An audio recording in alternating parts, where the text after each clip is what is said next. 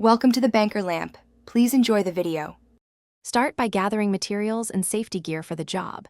Use 1/2-inch closed cell foam as the padding core.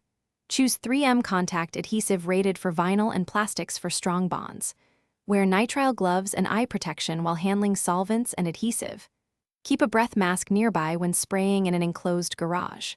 Bring scissors, a razor blade, a trim removal tool, a straight edge, and a tape measure for accurate cuts.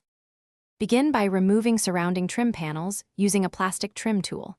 Pry gently to avoid cracking fragile clips and work slowly along each edge. Clean the exposed dash surface with 90% isopropyl alcohol and a lint-free cloth. Allow the surface to dry completely for at least 5 minutes before applying adhesive. Measure the gap width and depth carefully. Typical lower dash gaps can be 3.5 inches or larger. Mark the foam where you will cut it. Cut the foam oversize with a straight edge and razor to ensure a snug fit. Leave 1/4 inch of extra material for compression against the dash seam. Apply contact adhesive to both foam and dash surfaces in even coats.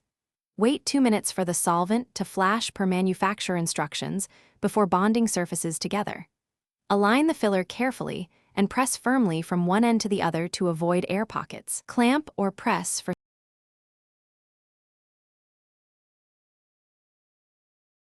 Thanks for watching. If this was helpful, leave a like and consider subscribing. See you next time.